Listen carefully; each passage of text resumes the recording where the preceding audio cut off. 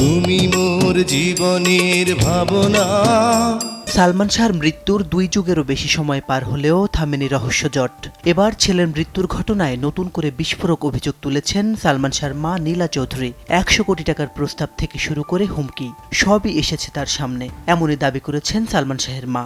শুধু তাই নয়, ডিপজল, ডলি জহুর সহ আরও কয়েকজনকে জিজ্ঞাসাবাদের দাবি জানিয়েছেন তিনি। তার অভিযোগ, সালমান শাহর মৃত্যুর বিষয়ে অনেকেই অনেক গুরুত্বপূর্ণ তথ্য জানেন।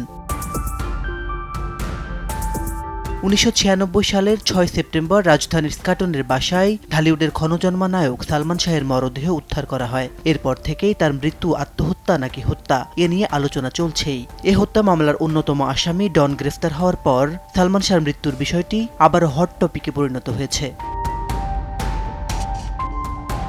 সংবাদ সম্মেলনে সালমান শাহর মা নীলা চৌধুরী ছেলের মৃত্যুর পর তাকে দেওয়া কথিত প্রলোভন ও হুমকির বিষয়ে বিস্ফোরক দাবি করেছেন। আজিজ মোহাম্মদ ভাই প্রথমে সালমান শাহকে বলেছিল 5টা ছবি, 5 বছর সালমান শাহ তার সাথে কাজ করতে হবে, অন্য কোনো কাজ করতে পারবে না, সে এখানে অমত করেছিল।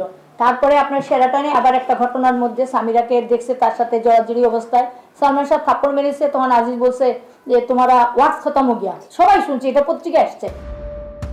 সালমানের মায়ের দাবি, তিনি তার ছেলের মৃত্যুর পর শুধু অর্থের প্রস্তাবই নয়, বিভিন্ন সময় তাকে হুমকিও দেওয়া হয়েছিল। তবে কোনো প্রলোভন বা হুমকি তাকে ছেলের মৃত্যুর সত্য উদ্ঘাটনের দাবি থেকে সরাতে পারেনি। ডন আজকে এতদিন হয়ে গ্রেফতার হয়েছে, তাকে এখনো রিমান্ডে কেন নেওয়া হলো না? আমার প্রধান প্রশ্ন। তাকে তাৎক্ষণিকভাবে রিমান্ডে নিলে যে রেজাল্টটা আসতো, এখন কি তা আসবে? সালমান শাহর মা মনে করেন, এ মামলায় আরও অনেককে জিজ্ঞাসাবাদ করা যায়। তিনি বলেন, ডিপজলকে সাক্ষীর জন্য ডাকা উচিত, কারণ সে অনেক কিছু জানে বলে ডনকে পুলিশের হাতে ধরিয়ে দিয়েছে। এছাড়া যেদিন ইমনকে হত্যা করা হয় সে সম্পর্কে বিভিন্ন সময় ডলি জহুর গণমাধ্যমে কথা বলেছেন। সালমানের মামা আলমগীর কুমকুম বাদী হয়ে গেল বছর হত্যা মামলা দায়ের করেন। এরপর মামলাটির তদন্তভার পড়ে সিআইডির উপর। সম্প্রতি এই মামলার তদন্ত কর্মকর্তা পরিবর্তন করায় ক্ষোভ প্রকাশ করেন সালমানের পরিবার। মাসিদ রনো, সময় সংবাদ, ঢাকা।